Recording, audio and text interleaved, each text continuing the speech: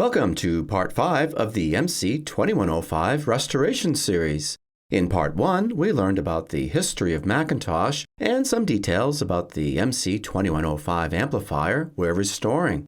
In Part 2, we recap the power supply. In Part 3, we recap the input board. And in Part 4, we replace the thermistors, the input capacitors, and recap the driver and meter boards. If you missed those episodes, you may want to go back and check them out. In this video, we'll test the capacitors we removed, flush the potentiometers with control cleaner, and power up the amp for the first time since we began the restoration. Let's begin. As promised, we're going to take a little time now to test the components that we removed from the amplifier. Some of them we've already tested, like these resistors, which we showed were out of value. And others I replaced because the particular style of capacitor has given me troubles in the past, such as these rainbow-type capacitors. Some we replaced because they were clearly leaking physically, like these two large electrolytics. And others we replaced because they're common failure points in equipment of this vintage, such as these multi-capacitor cans and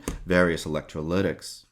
These tiny ceramic capacitors were removed not because they tested faulty, but because they are not part of the original equipment as provided by the factory, and somebody had inserted these into the circuit to prevent megahertz oscillations. We'll discuss this more in a future video. I've gone ahead and tested all of these components already, and I've broken them down into three categories. In this bowl, we have components that tested bad because they were out of tolerance. Some I've marked with an L because not only were they out of tolerance, but they presented some leakage as well. The multicam capacitor in this bowl tested bad for leakage. Additionally, 3 of the 4 capacitors within the can tested bad for capacitance. These 2 large filter capacitors from the power supply not only show physical leakage, but they also tested as having DC leakage as well. In this bowl, we have all of the components that actually tested just fine. These rainbow-style mylars often test fine if they're in physically good condition.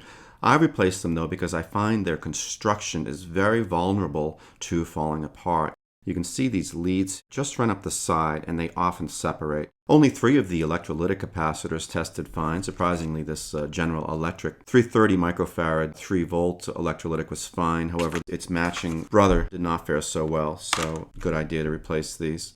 These Sprague electrolytics are very high quality, and these tested out just fine, capacitance-wise and leakage-wise. So these are good, these Sprague translytics. You could think about keeping them in, but they're getting up there as well, and it's not a bad idea to pull them, so I'm glad that I did. But they actually did test fine.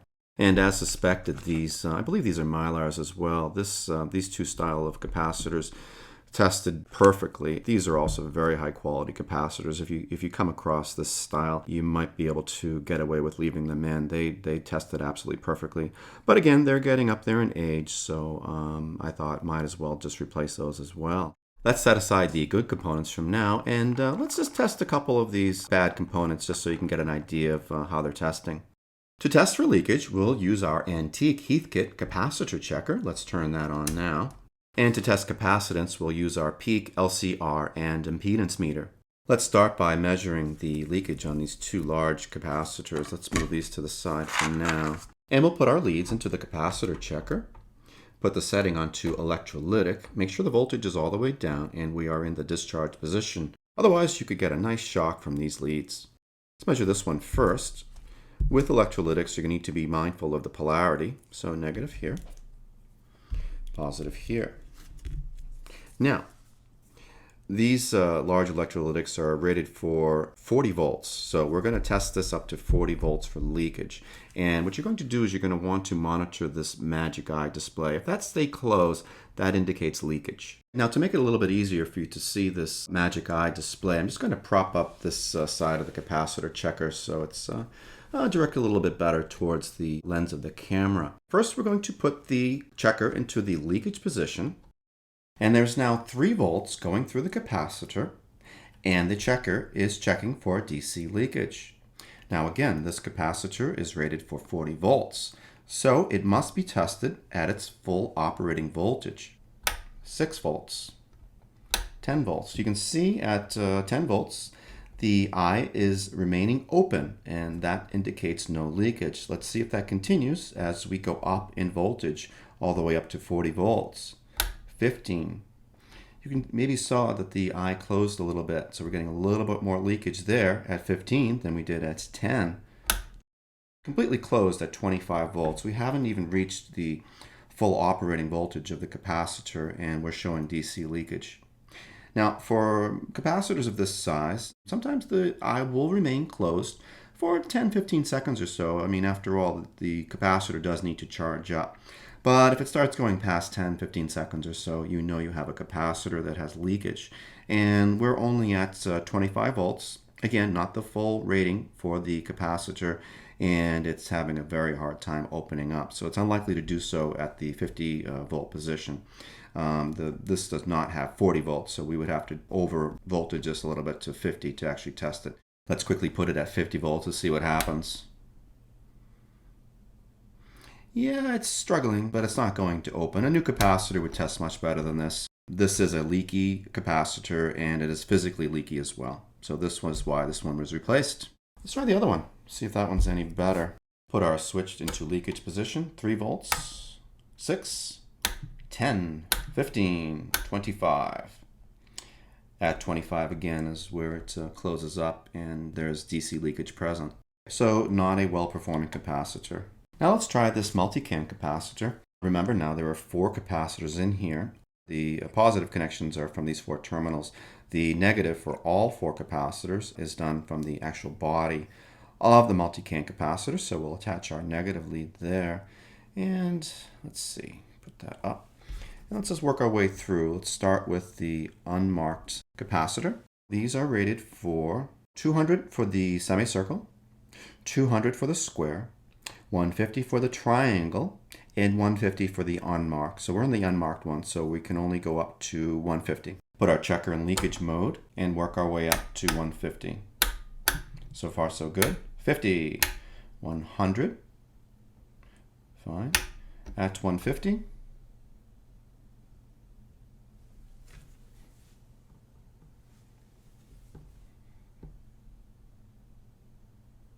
It's struggling, but it actually is opening, so it's working somewhat, but not optimally, that's for sure. Okay, let's put that back in discharge. Lower our voltage. Let's move over to the semicircle now. And the semicircle is rated for 200 volts. So let's crank this up to 200 this time. Leakage. 50, 100.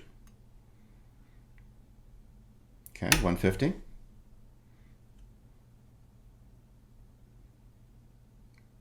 Not too bad at 150. Let's try 200.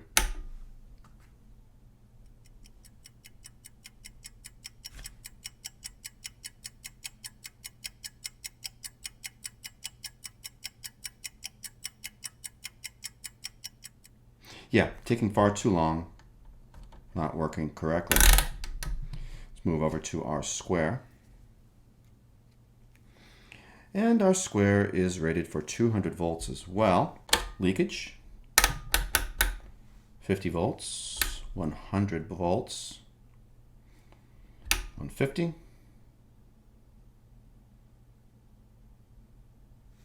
Okay, 200.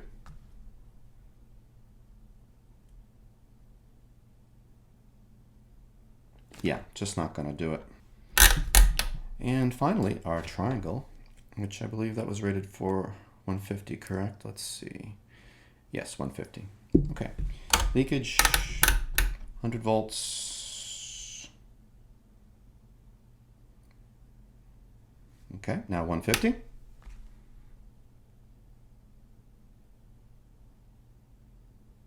Not going to do it. Let's check one of these tiny electrolytics now. This one's rated for 10 microfarad at 50 volts. And let's test this one at 50 volts to see how it does for leakage. Leakage. 6, 10, 15, 25, 50. Okay, actually testing fine for leakage. Let's check its matching component, which is also 50 volts. Leakage 3, 6, 10, 15, 25, 50 volts. Just fine for leakage. Okay, so why did we replace these? Let's put away our Heathkit capacitor checker for a while And instead of checking leakage, let's now look at actual capacitance. And for that, we're going to use our peak, LCR, and impedance meter. I've zoomed things up a little bit so you can see the display of this meter more clearly. Let's go ahead and test our electrolytic for capacitance. Our positive terminal, our negative. Let's turn the tester on. Our 10 microfarad electrolytic is measuring at over 14.5 microfarad. So a little bit high in the capacitance, quite a bit high in my opinion actually, so good thing that we replaced it. Let's check its sibling, and we get a very similar 14.5 microfarad. Let's try something different than an electrolytic now, one of these plastic style Mallory's. This is supposed to be 10 microfarad as well. Let's see what we get. These are non-polarized, so it doesn't matter which way we connect it. And this one, 10 microfarad capacitor, is measuring even higher than our electrolytics at about 16.5. And this one has a sibling as well, again high at 15 microfarad. Let's try the Sprague electrolytic. This is supposed to be 100 microfarad, and we're coming in at about 30% high at 132. And real quick, why don't we test a couple components from the good pile, just so I can show you how well they do actually measure after all these years. Let's try one of these rainbow capacitors. This is a 0.22 microfarad. Let's see where we're coming in. There you go. Just about perfect. These were also tested for leakage, tested just fine. Let's try a 0.47 in the rainbow style. Excellent. You know, I'm going to attempt to break this one apart because I want to show you the problems that I've had with this and why I consider this construction to be poor. Bear with me. Let's see if we can open this up and sacrifice this capacitor for the good of science. All right, let me just grab a pair of pliers and let's see if I can open up this, this lead here. Let me show you what I'm talking about. Okay. So you can see how little connection to the capacitor that the leads actually have in this style. It's just this little bit.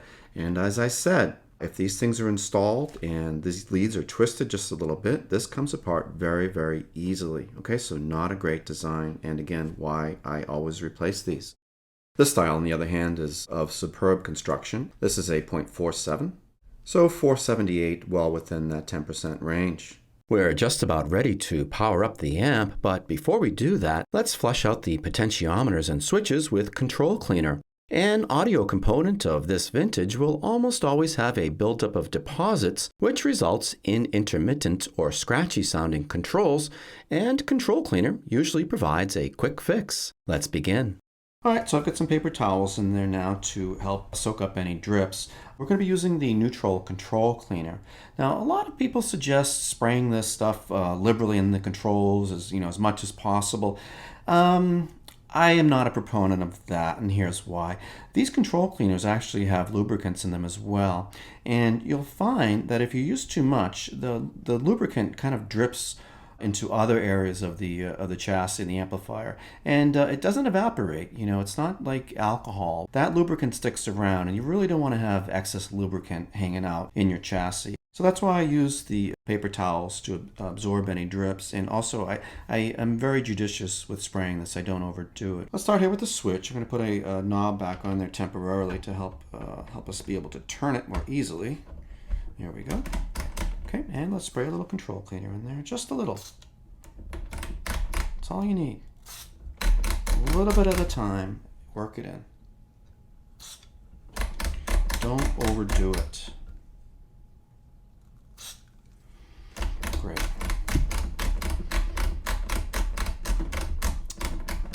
You turn that control to really work the cleaner and lubricants into all the different positions. If we haven't used enough and we still have some noise when we do our testing, we can always go back and add a little bit more. These two potentiometers here have some holes in the bottom here where I can squirt in the cleaner. Okay, work that in turn, let that work in. Now on this side, there.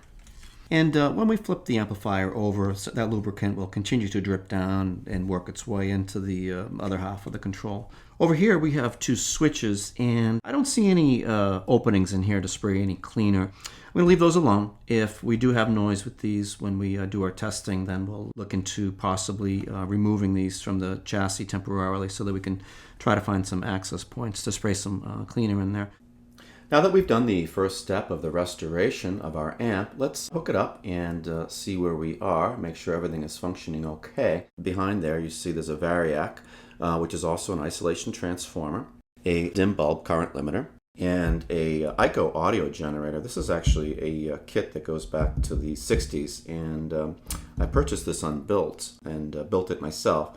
So you can see it's in excellent condition. So we'll be using this today to put some tones into the MC2105. In the back you can see I've got a couple of, you can see them in brown, a couple of Radio Shack Minimus 7 speakers. Let's bring it up slowly with the variac, and we're going to check our dim bulb monitoring for any shorts or potential problems. And I also have this Heathkit voltage monitor in line, so we can monitor our voltage. We'll slowly ramp it up, and if all goes well, we'll stop about 117 volts, which is just about where the MC2105 wants to be. Let's bring up the voltage, and as we do that, I want you to look at this meter here to monitor the voltage, and also look on the MC2105 because those lights should light up. And also check the dim bulb. If this glows very brightly, we know that we're going to have a problem. Here we go. Okay, right about 50 volts so far, not enough to trigger the Heathkit. And right now, oh, we have to turn the power on. Okay, here we go. So at 50, we can see that we do have the bulbs lighting. Good sign. And our dim bulb is not glowing, which is also a good sign. Okay, let's slowly progress with the voltage. We should be at about 100 volts now. There we go. Okay, so now we can see our Heathkit monitor is starting to activate. And so far so good. Let me go all the way. 110. 115.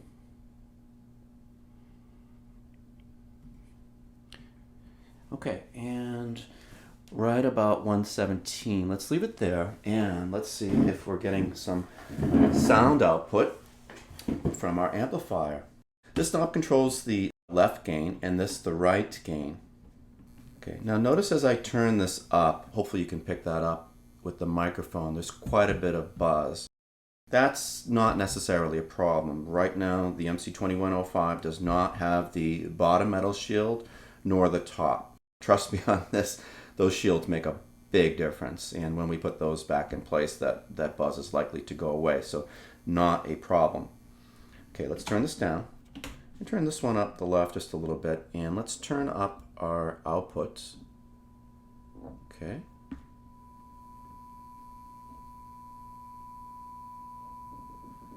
All right, so we are getting a tone. I'm going to turn this up.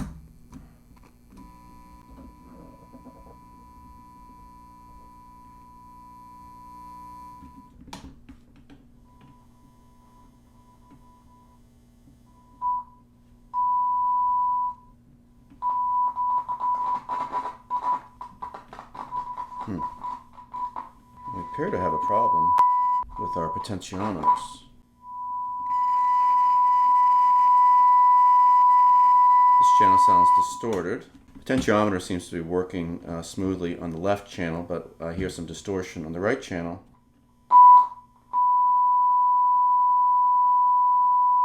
Not hearing any distortion, but the potentiometer seems to be behaving poorly. I'm going to plug in a pair of headphones real quick. Okay, interestingly, the headphones appear to be wired incorrectly. I turn up the left control. I'm getting gain on the right side of my headphones, and here I'm getting gain on the left, so we'll probably have to rewire that. Turn up this side. Okay, now through the headphones, on the left channel, I'm not detecting any distortion and no problems with the control. This is through the headphones now. On the right, don't hear any distortion, but this control is clearly working erratically. I need to do a little research to figure out what's going on here. We do have some issues. I'll check some voltages and I'll double check our connections and I'll get back to you. But right now things are not working very well. That wraps up part 5 of the MC2105 restoration series. Stay tuned for part 6, where we'll fix the problems with the level controls and more. To stay updated, subscribe and click the bell. And if you like this video, please give it a thumbs up. I'll see you soon.